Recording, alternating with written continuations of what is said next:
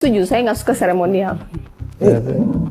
Saya setuju sih karena saya udah jadi kepala daerah ya, Bapak kalau buka itu banyak banget seremonial. Saya bilang program angin. Dalam. Jadi dalam penyusunan APBDP dan APBD, semua program itu harus bermanfaat. Saya selalu bilang pada ASN, pastikan program itu bermanfaat, bisa menambah kepintaran otak rakyat, atau buat masyarakat kenyang, atau menambah dompet masyarakat lebih sejahtera. Kalau kemudian program itu tidak ada manfaatnya, coret saja. Wow. Karena memang terlalu banyak seremonial yang tidak ada output langsung buat masyarakat. Guys, di saat pemimpin daerah lainnya masih basa-basi, masih menggunakan seremonial atau masih rapat dulu, masih membahas anggaran dulu, lahir sosok pemimpin dari Indonesia Timur, tepatnya di Maluku Utara, seorang ibu rumah tangga, seorang wanita hebat, yaitu Ibu Shirley, Gubernur Maluku Utara. Wow, ini sangat luar biasa sekali teman-teman semua. Yang membuat saya bangga sama beliau itu adalah beliau ini tidak basa-basi. Pada saat memimpin menjadi seorang gubernur, beliau ini tidak dulu atau nunggu dulu, rapat dulu, susun anggaran dulu, harus rapat di hotel yang mewah agar bisa dapat ide. Yang basa-basi, yang terlalu ribet, yang terlalu banyak buang-buang anggaran. Pokoknya beliau ini yang bikin saya jatuh cinta itu adalah ketika ke lapangan menemukan masalah, langsung diselesaikan di tempat. Beliau tidak hanya misalnya beliau berkunjung ke daerah tertentu atau ke rumah warga tertentu yang sedang membutuhkan pertolongan, terus habis itu janji-janji, habis itu menghilang. Ini tidak. Beliau berkunjung, beliau pantau sampai hasil akhirnya.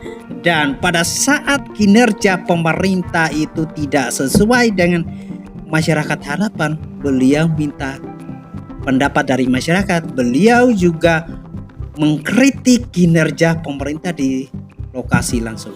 Itu sangat luar biasa. Ibu yang punya rumah, izin lihat ya. Nggak ada kasur ya? Oh, nanti saya bilang dari Dinsos kasih kasur ya. Ini yang saya suka nih. Langsung dijawab. Iya, Pak Kadis kasih kasur yang merah. Ini itu langsung dijawab nih. Luar biasa. Ini masa ya? Jual kayu bakar kah masa? Sini rata-rata masyarakat tuh masaknya pakai kayu bakar. Luar biasa. Kompor, tapi minyak tanahnya suka tidak dapat sebagian ya. Ini bangun baru aja ya Bu Kadis ya? Kamar mandi di mana? Hah? Oh, enggak ada kamar mandi. Kamar mandi umum. Ibu tinggal di rumah ini sudah berapa tahun? Tahun 2000. Berarti sudah 25 tahun. Wow, luar ini. Biasa ya. Kalau hujan basah? Enggak. Hujan basah nggak? Basah. Air masuk sini? Iya, air hujan. Dibasah sekolah kamu. Berapa tinggi? Nah, pokoknya ini tenggelam ke bawah. Selama 25 tahun tidak ada kamar mandi. Wah. Coba lihat ibu kamar mandi di mana? Ini WC umum ya? Siapa yang punya rumah? Ada orang gitu enggak? Kasih juga dia mungkin apa gitu dilihat ya. Mungkin dapur sehat yang rumah ini bangun baru. Sama sana cek kalau dapur sehatnya kasih sekalian. Luar biasa. Jadi nanti dibangun baru, saya kasih keramik, lantainya pasang keramik ya. Dibikin fondasi, jadi kalau hujan tidak banjir lagi. Saya kasih kompor, ya. Mama siapa? Luar biasa ini. Oktovina, ya, ini Mama. Sama-sama. Iya, sama-sama. Nanti dapat, Mama berjual enggak? Kasih modal usaha juga. Luar biasa. Oh, dapur sehat, ini. Ibu yang rumah yang mana? Yang sebelah situ. Oh, nanti bantuannya itu berupa bahan. Jadi bahan dikasih, uangnya dikasih tunai, uang upah, tapi bahan sudah dikasih buat renov dapur. Tapi habis renov dapur, dapurnya dipakai. Jangan ibu keluar lagi di luar buat bikin dapur lain. Ya, dapurnya itu yang dipakai. Ya. Rumah juga, ini kan bangun baru. Jadi nanti bikin fondasi, dikasih bahan, dikasih upah tukang. Ya. Ada satu hal yang seharusnya ini menjadi teladan buat seluruh pejabat daerah, baik gubernur maupun bupati. Cara kerja beliau sangat detail sekali. Sangat detail sekali memahami permasalahan rakyatnya. Beliau sangat-sangat detail sekali menanyakan kebutuhan apa masalah dari warganya. Mulai dari WC, berapa lama dia tinggal, dan juga masalah yang sedang dihadapi. Hal-hal kecil yang terkadang para pemimpin daerah itu lupa. Terkadang para pemimpin daerah itu kayak skeptis begitu tuh. Tapi beliau beda dengan gaya kepemimpinannya. Saya tidak tahu apakah Ibu Sherni ini mungkin karena tinggal di daerah yang mungkin melihat masyarakat sehari-harinya menghadapi situasi yang sama, kondisi yang sama, sehingga ketika Tuhan memberikan dia kesempatan untuk menjadi seorang pemimpin daerah, langsung nih nilai-nilai atau list-list pertanyaannya itu langsung dibuat, dan itu tidak pakai basa-basi, langsung to the point. Kita lihat, kita ambil contoh nih, ada ibu yang tadi itu dia tidak ada kasur, langsung dijawab, dicatat semuanya. Itu adalah contoh nyata yang membuat kita itu, seandainya saja sosok pemimpin seperti Ibu Sherni ini ada di setiap daerah Indonesia ini, saya yakin Indonesia akan maju. Saya yakin rakyat Indonesia akan sejahtera. Saya sangat kagum sekali dengan beliau, kepemimpinannya tuh sangat detail, teliti, dan memahami keperluan dari masyarakat. Ketiga, apa keempat ya? Salah. Wow. Udah jadi rumahnya. Oh, ini kunjungan. Punya makin glowing kah? Pintar kalian buka sepatu. Terima kasih. Sama-sama. Gimana warga yang nggak mewek nih? Gimana? Udah tinggal belum? Rasanya gimana? Ini yang saya suka nih. Rumahnya tuh dari kayak gini. Oh, Kemudian sekarang kayak gini. Harus disertifikasi lihat biar nih. dia licin. Ini nggak licin. detail ya. Baru. Sampai mata kenapa? Dia rusak. Oh, mata rusak. Coba buka. Tara bisa buka. Lagi besok kurang jarang. Katarak ya. Luar biasa. Oma nama siapa? Panggilan siapa? Yus Pikati. Panggilan Oma Yos. Bisa Rajalang. Nanti Nih. saya kasih tongkat yang bagus ya. Ini kan Langsung licin. solusi loh. Coba. Dirinya lah yang pantas miliki. Ibu Kadis Lihat. catat ya, kasih tongkat. Coba Ibu jawab. Lagi pakai tongkat ini dikonfirmasi. Sama lagi. Sana mau di mana? Ambil rumah. Saya suka. Oma mau rumah dibikin bagus, kah Oma tinggal di panti jompo? Mau tinggal di sini? Kah mau rame-rame, banyak teman di panti jompo? Mau yang mana? Selalu ada solusi itu. Oh, bikin rumah. Oke. Anak cucu ada datang ke sini? Ada pada uang. Tapi sering datang sini. Ini baru apa hadiah kabar datang. Oma pe mata kenapa? Dia rusak. Oh, mata rusak. Coba Bisa buka. itu loh. Tara bisa buka. Iya ini dia tidak bisa. Ini lagi besok kurang jarang. Oh, katarak ya. Oh, dapat lihat kita. Dapat lihat sekarang. Ya kalian buka justru kurang jarang. Oh, nanti catat Nah, kasih ini nih. catat kalian kalau ada operasi. Langsung. Hujan, air keluar, bocor. Basah. Kalau basah nenek di mana? Rumah Horika dia bapak geser di mana yang terbocor. Di mana yang tara bocor? Dia keluar ke lapus. Ya kalau hujan di luar ini nenek keluar lebih hujan lagi. Nanti saya kasih kasur Oke, ya. ini luar biasa tuh. Tempat tidur. Bu Shirley sekali-sekali Nih, ke kamar mandi. Desa Ini Bori. Kamar mandi kata Rada. Mbak kasih kasur ya. Semua RPLH dikasih kasur aja. Ini kamar mandinya. Ini apa? Ini tela. Mereka sih mau persiapan. Oh wow. Oh, itu karena apa mau rumah? Kita ada perempuan. Oh, ini cucu. Oke, sini, adik. Cucunya sudah besar. Oma umur berapa sekarang? Umur berapa? Ini bagaimana cucu tahu Oma berumur? Oma umur 48, tak mungkin kita siapa bertiga. Berarti berapa itu? Sudah 70. 70 ya? Oma suami berapa? Laki berapa? Oh, cuma satu. Saudara ada? Laki saudara ada? Lama? So lama?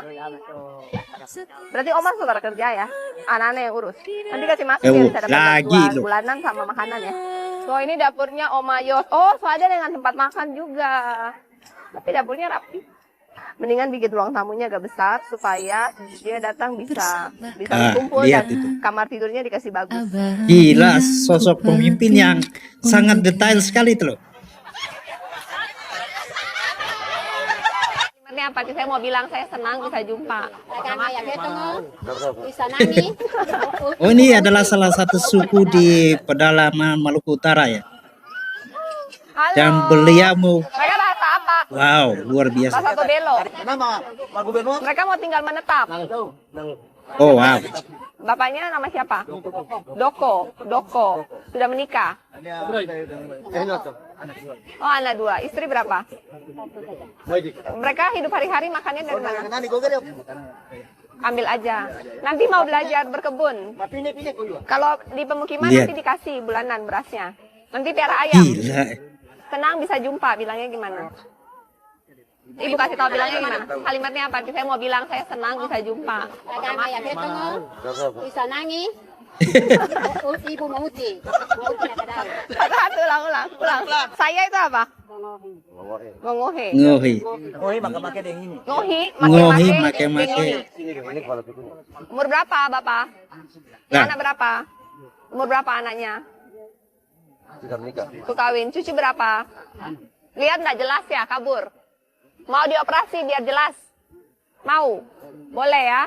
Oh, ini istrinya. Mau tanya namanya siapa? Saya suka Bilangnya nih. gimana? Cara Namanya panjang sekali. Nama siapa ini? Oh, dia ini nanti bilangin diperiksa ya, kayaknya kurang Iya. gizi deh. Bawa dokter ya. Oh, dokternya ke sini ya. Yang ini? Yang ini Ntar ada nama. Belum dikasih. Kakinya. Mereka masak kayak gini, tidurnya di situ. Terus mereka mencari di hutan apa yang bisa dimakan hari itu. Anaknya berapa? Oh, anaknya 9. Istrinya? Ini anaknya. gila. Bawa turun di... Jadi setiap hari main begini aja ya mereka. Ini salah Bapaknya satu mau tinggal suku di bawah, terpencil. Nanti dibangun rumah. Kemudian saya lihat anak-anaknya banyak yang kurang gizi. Jadi nanti petugas kesehatan akan datang untuk periksa mereka semua. Mau tidak. Nanti dikasih susu dan vitamin untuk perbaikan gizi. Karena beberapa anak perutnya udah kebuncit. Ini harus ada perekaman KTP supaya semuanya bisa Wow, didata. luar biasa. Habis ini turun ke bawah, ambil sembako, langsung perekaman biar langsung Iya, semuanya lihat. bisa dibangun. Tako Ibu Utara bisa bikin rumah seperti sedia kala. Dari Kementerian Sosial sudah kirim Pak Direkturnya dari pusat Jakarta langsung datang lihat tanah, pastikan sudah ada KTP-nya, anggarannya sudah ada, mau bangun pemukiman untuk suku Tokutil. Ini dari Kementerian Sosial. Jadi nama Kementerian Sosial mana direktur dari pusat. Ada yang mau ditanya lagi enggak mereka? Iya. Jalan masuk akan diperbaiki, listrik pun akan disambung, tapi di perumahan yang baru, bukan di sini ya. Nanti kita bikin gambarnya semua, dilihat dulu. Sementara dikasih solar cell untuk di sini. Hao makamaki holi. ada Oli. Makanya nang ada kanopa. Iya. Hao makamaki holi. Oke. Dadah. Gila ya. Saya pengen tanya ke Ibu Shirley ini. Kok bisa sedetail itu ya? Ketika berkunjung itu kok banyak sekali pertanyaannya. Wah, luar biasa. Apakah mungkin karena Ibu Shirley ini seorang ibu yang sudah terbiasa menghadapi hal-hal seperti itu, jadi banyak sekali pertanyaan.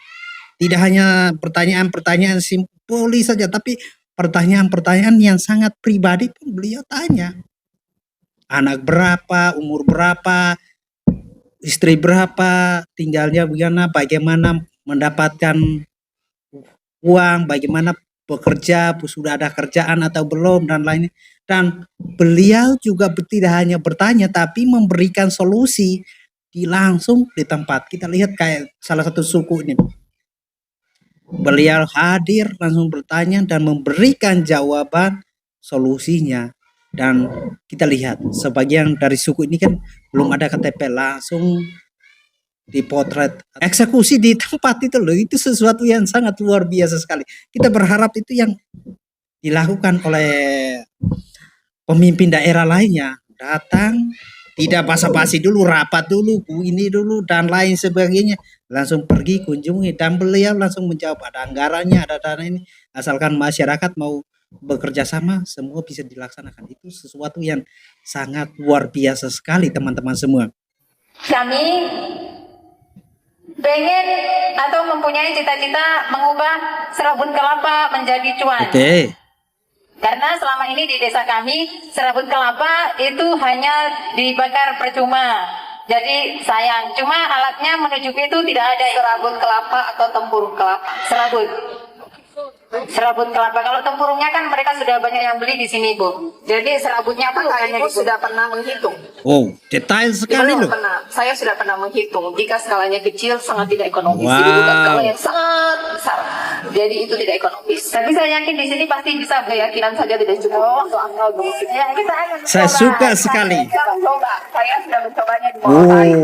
Dengan skala kecil itu sangat tidak ekonomis karena nilainya, karena serabut kelapa itu dibutuhkan jumlah yang sangat banyak untuk menghasilkan 1 ton, dan 1 ton itu pun nilainya itu rendah. Jadi serabut kelapa itu berhasil jika skalanya besar, jika skalanya kecil itu tidak ekonomis.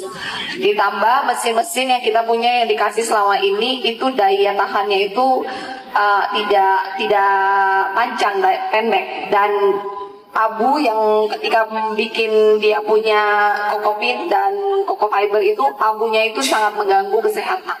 Jadi coba cari alternatif yang lain. Banyak hal yang bisa dilakukan di sini selain serabut. Oh iya, Bu. Terima kasih banyak. Assalamualaikum warahmatullahi wabarakatuh. Harga berapa? Mahal, kenapa nggak beli di sini? Ini untuk negosiasi itu 95, SSA 100. Kenapa nggak beli kons? Kons kan cuma 65. Emang harus pakai tonasa. Siap tadi. Punya rumah mana? Ini 7 kali 6 ya? 7 kali 6 ya? Enak. Kalau sini 7 kali 6. Oh, belakangnya 7. Oh, dia punya luas. 6 kali 6, 36. Gambar oke, Pak. Gambar oke, gambar. Semen berapa? 36. 2 kamar ya? Suruh tahu bahkan yang didapat, tahu. Oh, konfirmasi lagi. Upah 5 juta. Sepakat. Yang kerja siapa? Selesai ya. Semen dapat berapa sak? 36 sak saja? Selesai. Semen beli harga berapa? Mahal, kenapa nggak beli kons di sini? Ini untuk negosiasi itu 95, SSA 100. Kenapa nggak beli kons? Kons kan cuma 65. Emang harus pakai tonasa. Orang lapangan tidak bisa macam-macam nih. Bagus, ini contoh nggak bagus. Jadi kualitas kontrol dari kepala desa masing-masing. Kalau alat sudah pindah nggak bisa balik lagi. Saya juga tidak bisa kontrol. Aku mau liatin tanah. Ini hasilnya nggak bagus, Pak Kadis.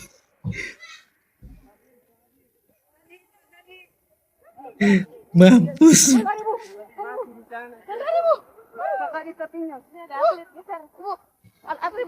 Buat kalian yang dapat bantuan Sirtu sebelum alatnya keluar, yang dapat bantuan jalan tadi sebelum alatnya keluar, minta Dinas Pertanian pastikan dilindas dengan bomak yang licin. Ini enggak bagus, ini contoh enggak bagus. Jadi kualitas kontrol dari kepala desa masing-masing. Kalau alat sudah pindah enggak bisa balik lagi. Saya juga tidak bisa kontrol. Jadi saya kasih anggaran, kalian kontrol. Kalau tidak ada jalan tani, tadinya jalannya kayak gini. Mampus. Jalannya tadinya kayak gini. Jadi kalau motor lewat dia tak tanam, mobil lewat dia tak tanam, biar lewat dia tak tanam. Jadi dibikin sirtu kayak tadi. Tapi harus dikontrol ya, harus dilindas licin pakai bomak. Oke.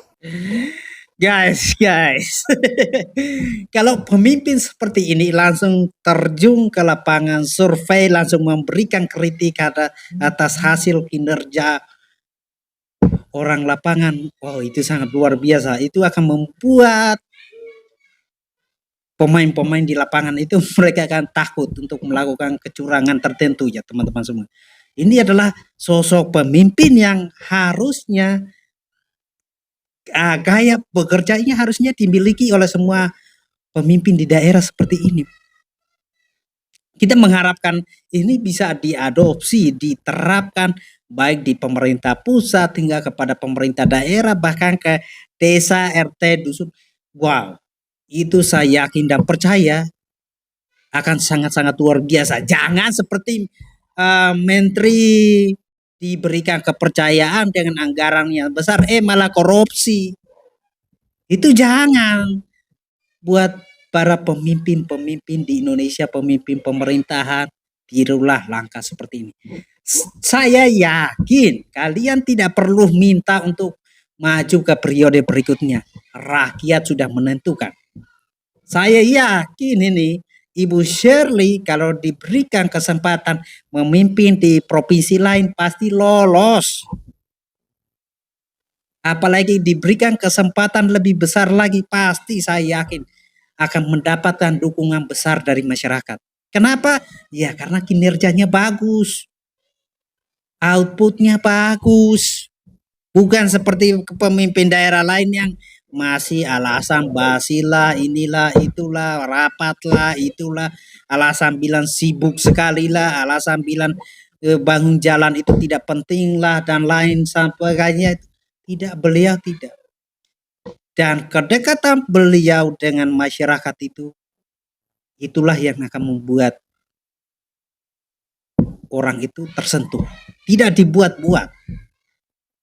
Tidak ada gap, tidak ada jarak antara beliau dengan masyarakat. Padahal kita lihat, Ibu Shirley ini salah satu gubernur yang terkaya di Indonesia.